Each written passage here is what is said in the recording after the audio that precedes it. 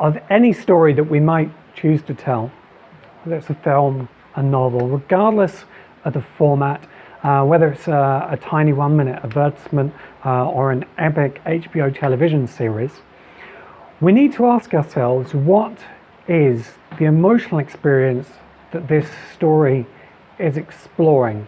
Because any story in any format, regardless of the length, is ultimately exploring one singular emotional experience. However complicated the story might seem, however many characters it might have, however many different plot lines it might involve, there's just one key emotion. There might be other emotional experiences woven through it that complement it, but there is just one key emotional experience driving the story. And the most important question we can ask of any story is what that emotional experience is. And you can really take any story, and one of the best ways to understand it is to think about what the emotional experience at the heart of the story is. Pride and Prejudice, again another story we talked about in the course of the Rhetoric of Story. Pride and Prejudice is about a young woman, Lizzie Bennet, who ultimately marries. That's an important part of the story, but what's the emotional experience at the heart of this? It's about falling in love. It's the emotional experience of love. Star Wars. Seemingly, there could be no more opposite story than Pride and Prejudice.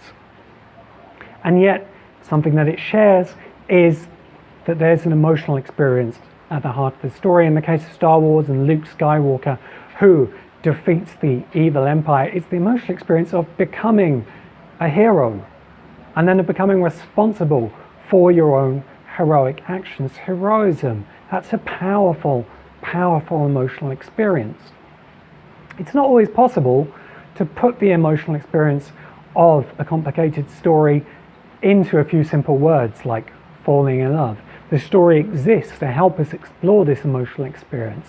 But if the story is going to be powerful, if it's going to attract an audience, if it's going to be a story that lasts for a long time in the way that Jack and the Beanstalk has lasted, then that emotional experience must be there. And the more archetypal, the more universal that emotional experience is, the more people will engage with the telling of the story.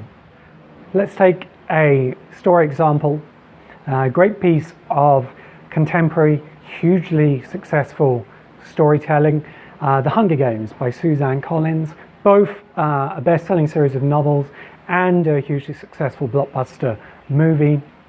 What is the singular emotional experience at the heart of The Hunger Games, and how is it created?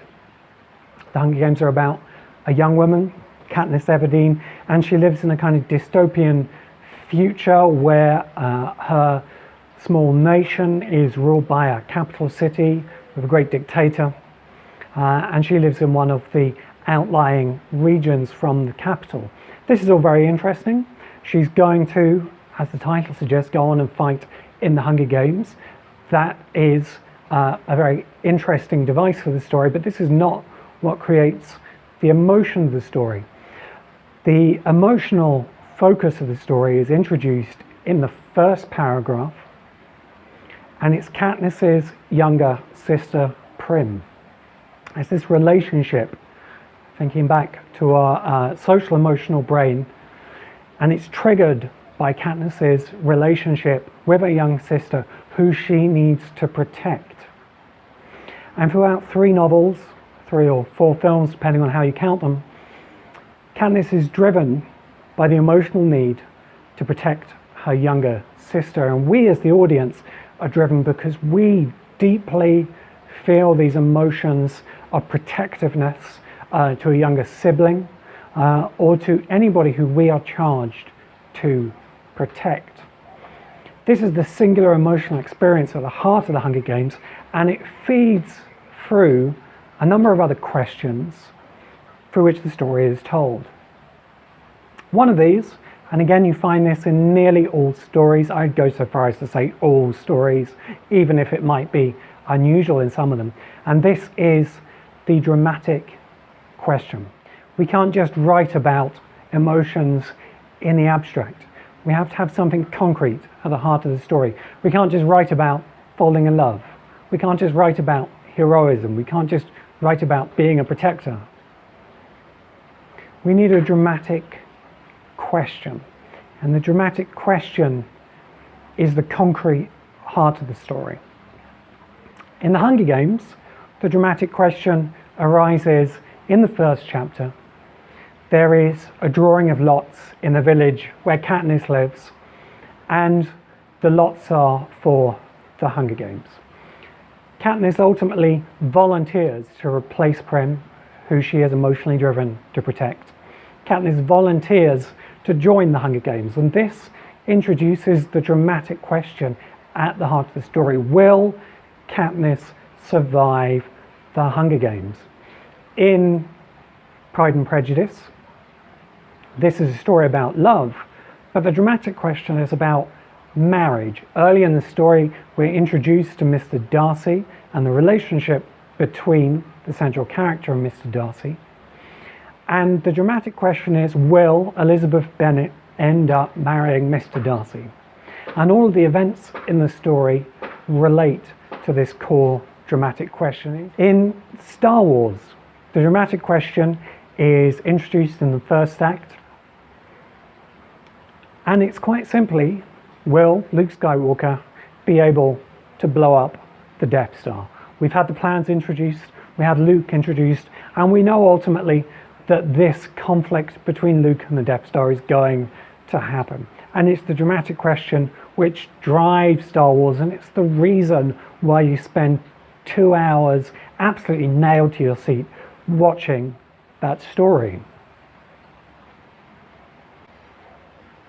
Once we have the dramatic question in place, however, we then need to divide our story into elements that are each emotionally compelling in their own way. And we do this by introducing tension and suspense.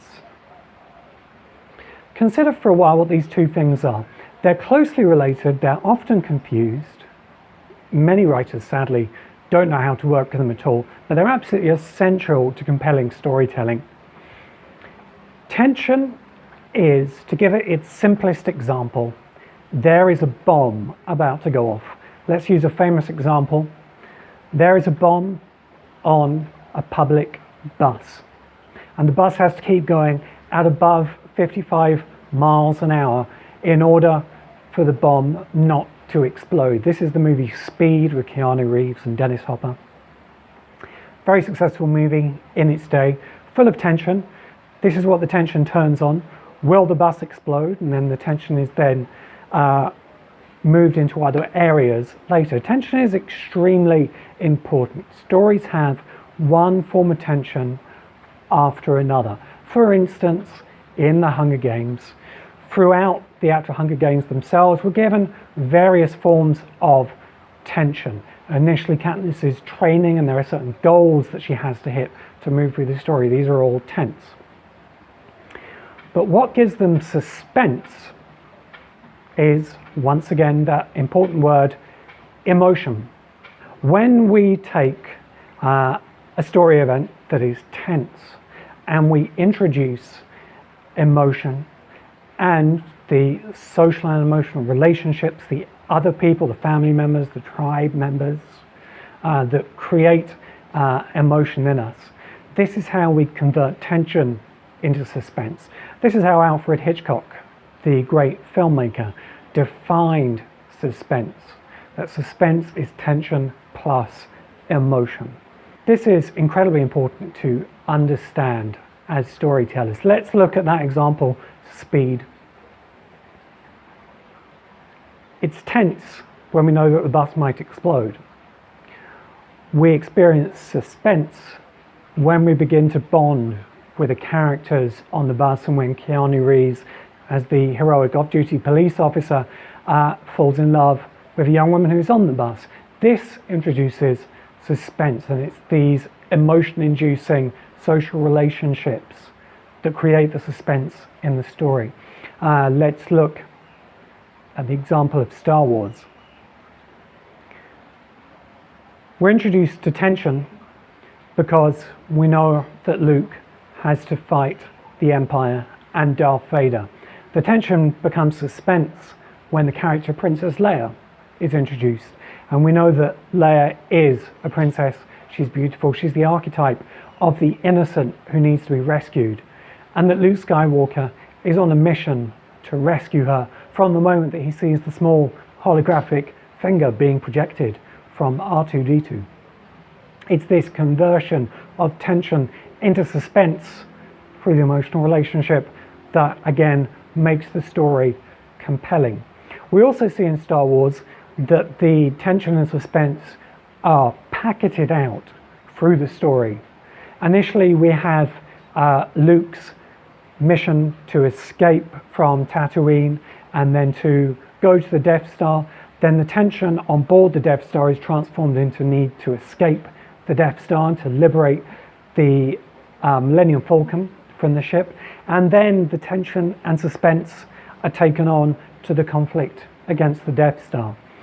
Most stories that are compelling, that are going to hold an audience for any length of time, have to, through the events and structure of the story, weave both tension and suspense. To complement the singular emotional experience at the heart of the story, the dramatic question, which is driving us through in concrete terms, the tension and suspense, which are packeted out through the story. Great storytellers will also employ mystery. This is another question that we put to our story. What don't we know at the beginning of the story that we are desperate to discover? What is the mystery at the heart of our story? The most common form of mystery by far in any form of storytelling is a dead body. And it's such a common device that it names the whole mystery genre. This is most famously probably written by Agatha Christie. And almost all of Agatha Christie's stories start in a very similar way. We're introduced to a group of characters and there's a detective among them, which might be Miss Marple or Hercule Poirot. And this detective is then faced with a mystery when a dead body is discovered on the Orient Express, for instance. From the moment that we discover the dead body at the heart of a mystery story, we're given the mystery. Who killed this person? How were they killed? Why were they killed? And these questions that relate to the mystery drive the story along. One of today's great storytellers, J.J. Abrams, the creator of Lost, he's also involved in rebooting the Star Wars and the Star Trek franchises, talks about mystery as a box. Mystery boxes. If I come onto a stage and I'm holding a box, for the whole time that I'm on stage, the audience will be wondering whether I ask them to or not, what's in the box. And this is how we think about mysteries. What's in the box? When you introduce anything unexplained in your story, it sets up a mystery. Let's think about our story, Star Wars. Very early on in the movie, we're told about the Force, but we don't know what the Force is. This is a mystery. This is why later on in the Star Wars saga, when George Lucas explained the Force as kind of magnetic creatures called midichlorians, he completely destroyed the mystery that was at the heart of the story, and he almost destroyed his own very great story in the process. Mysteries are really, really profoundly important. Again, when we think about Star Wars, this mystery of who is Darth Vader, it's very, very important to the storytelling. This is also a great example of another one of the techniques that we use to shape the emotions of our audience through the storytelling experience. Star Wars introduces the character of Darth Vader. It also introduces the character of Luke Skywalker. And in doing this, it gives us one of the greatest setups in storytelling history. In a setup, we introduce one or more small details in the story that, when they are introduced, seem almost irrelevant to the story. We're told early on in Star Wars that Luke's father was killed by Darth Vader. He's given the lightsaber that belonged to his father. This is one of the great moments of inheritance in any storytelling saga. But they're setting up the great revelation that won't come until the end of the second Star Wars movie, 4 hours or more of screen time, when we find out in the famous words, "Luke, I am your father," that Darth Vader is indeed Luke's father. And then our mind goes back through all of the details that were set up through the two films that preceded that moment. And this invokes a tremendous emotional response in us.